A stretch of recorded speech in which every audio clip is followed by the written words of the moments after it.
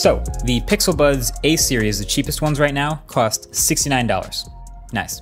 But the old retired 2020 Pixel Buds before they stopped being sold were $179. And I really like them. I reviewed them. I thought they were nice, but they did lack active noise cancellation. And so they sort of fell a tiny step behind the most premium, best wireless earbuds that were out. And so I mentioned this at the end of my review. This is exactly what I said. Maybe later they'll do some next gen or a more premium Pixel Buds Pro, and they'll be $279, and they'll do noise cancellation and a bigger battery. And it turns out, well, that's exactly what we have here. This is Pixel Buds Pro, active noise cancellation, larger battery, except they're only $199. And actually, if you're cool with any color other than coral, they're literally already on sale on Amazon for less than the price of the last Pixel Buds. So just to get it out the way right off the top, these have nailed it from every single turn, from the case to the fit to the sound to the features. You can probably just close this video right now and just pick up these. But don't do that, because then you'd ruin the watch time on this video, and then that's no fun. So how about I take you along and I show you why these are so good. So first of all, the case that these come in is basically the same as before, which is to say underrated. Like so many wireless headphones have annoyingly thick or larger cases, this is a nice, compact, clean, well-made case. Sure, the white might get a little dirty after a while, but it's got this super satisfying magnet to open and close. It is IPX2 splash resistant as a case, and it has a USB-C port at the bottom, but also has wireless charging. So you can pop it on any Qi wireless charger you already have, or on the back of your phone if it supports power sharing. And that's all in a package that fits in the coin pocket in my jeans. An all around absolute win in the case. But it's what's inside the case that we're here for. And the Pixel Buds Pro have this new shape to them. They're mostly a matte black plastic, and they have a sort of colored cap at the end that's either fog colored, which is what I have. It's kind of a light blue, or coral, a yellowish green, or black. So just like any other wireless earbuds, you pop them out of the case, you give them a quarter twist to lock them into your ears. And while they don't stick out of my ears too bad, like maybe the Sony WF-1000 XM4s, it isn't the lowest profile I've ever seen either. It's somewhere in between, just a little bit bigger than the last Pixel Buds. But the main difference for me is these don't have the wingtips anymore. The wingtips have their upside and the downside. The upside is they would absolutely stay locked in my ear much better. I could run around and jump and they wouldn't fall out, but the tip of it, when it was in my ear for more than about an hour or two, would create this pressure point that would get more uncomfortable over time. And I didn't really like that too much. So these don't have that anymore, which means they're not quite as locked in my ear, but they are more comfortable. Of course, earbuds are different for everybody. And when I switched to the larger earbud tips, like they really do still stay in my ear fine for walking around, normal everyday activities and things like that. But yeah, that's worth noting. Honestly, I think this is the right move. Also, the buds themselves are IPX4 rated. So if you still want to work out in them, they're sweat proof, but I just probably won't. So once it's paired up and these are in your ears, there are a lot of different features in here thanks to the Pixel Buds app. But I'm just gonna start with the sound. You just listen to music, how do they sound?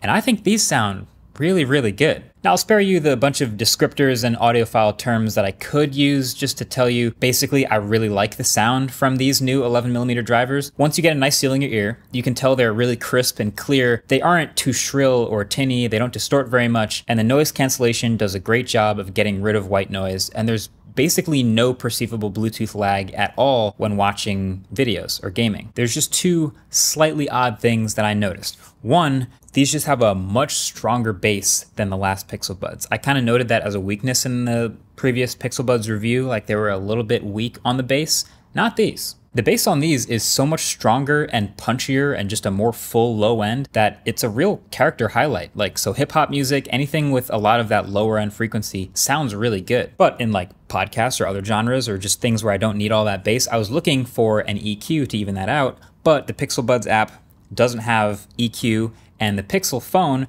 also doesn't have an EQ. I actually got a Buds firmware update while I was testing these, and I thought it was about to add an EQ in the sound settings, but all it added was this volume EQ setting, which basically just makes things a little punchier at lower volumes. So if you do specifically want to adjust the sound signature of these, maybe your phone has EQ settings built in, some of them do. Maybe the app you're using for audio has EQ settings built in, some of them do. But yeah, Pixel Buds themselves don't have EQ built in yet, and neither does the Pixel phone. But Google has thankfully said that there is a full 5-band EQ coming later this year, hopefully soon. But then the second thing I noticed is these also have a slightly lower overall volume than any other buds I've tested in a while. It's not problematically low, but I did find myself almost always listening either right below max volume or like 2 to 3 notches below the max volume, because that was the comfortable listening level. Usually max volume is way too loud for more than a few seconds of listening on most earbuds, but not here. It feels like the bottom 40% of the volume slider is basically useless. I can barely hear anything that's that low, but yeah, I am definitely impressed by how little distortion there is and how clear and thumpy and great it sounds at or near max volume, so that's worth noting. Every pair of noise-canceling earbuds shall have a transparency mode. At least, seems like they all should. It's like an unwritten rule of these things. Yeah, these are transparency mode built into the Pixel Buds Pro, and it's okay. It's gonna let in sound from the microphones and pump in your ambient noise so you can hear what's around you. But it's not the best. I guess AirPods are still in a league of their own when it comes to this, but I'd rate these transparency mode like a B-.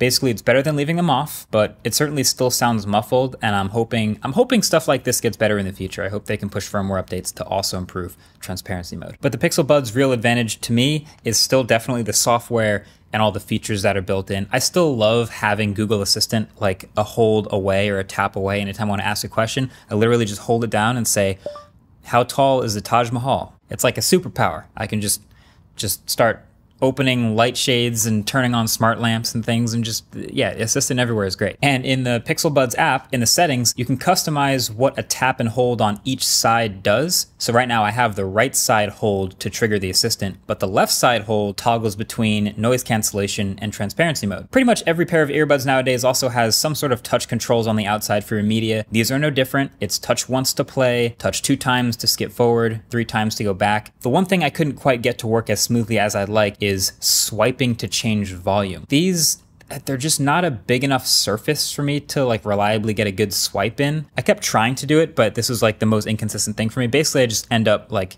wobbling it around in my ear. It works sometimes, but again, it's not a big surface. So what I ended up doing is I just end up reaching in my pocket and blindly like changing the volume on the volume rocker on the phone in my pocket, which turned out to actually be totally fine as long as my phone was on me. So, and there's a bunch of other features too. Multi-device support, so these buds are paired to both my phone and my laptop at the same time and seamlessly switch back and forth as advertised, no problem. I love that. And then they have a Find My Device feature in case they get lost. They have in-ear detection to automatically play and pause when you take them out and put them back in. And they even have this ear tip seal check feature, which analyzes how well the microphones are actually canceling out sound for you. And if it's not working so well, it can recommend a different size ear tip to improve the seal. It's smart. The only thing missing might be the like adaptive sound feature, which listens to your environment and then automatically bumps up the volume when your environment gets louder. I didn't really use that very much, but I noticed it wasn't here, so that isn't in the Pixel Buds Pro. But it's also apparently coming. Other than that, it's not really missing anything. Like, these have every feature that I'm used to having with earbuds, and the cherry on top is they did also, with this slightly larger body, improve battery life. So you're gonna get 7 hours of actual listening with active noise cancellation on, which is far longer than I would ever listen to earbuds. That's up to you if you wanna do that. 11 hours with ANC off, that's a huge advantage. So for $199, should you just get these? Probably, yeah. I mean, this is easy to recommend. There are some other options out there. So for around this price, you're looking at, you could definitely get AirPods if you're into that, but you can also look towards, if you specifically want better sound, there are better sounding earbuds, but also something like Samsung's new Buds 2 or Pro, they're $229. I haven't gotten the chance to hear them yet because they just came out and Samsung didn't send me any, but I imagine, considering how good the previous ones were, that those might also be really good. And then also, as far as like working out in headphones or fit in the ear, I still prefer a wingtip in the ear for like actual workout stuff. So like Beats Fit Pro, Beats Studio Buds, those types of things stay in my ear better. So worth considering that stuff. But as far as like everyday buds, you put them in your ear every day, you take meetings on them, phone calls, you walk around with them, you just have them on all the time, Google Assistant's your superpower. Yeah, these are great. These are the ones I'm gonna put in my backpack and keep around with me everywhere I go. Well done, Google. Thanks for making these. Please push that EQ feature. I'm gonna be waiting for it. Thanks for watching. Catch you in the next one. Peace.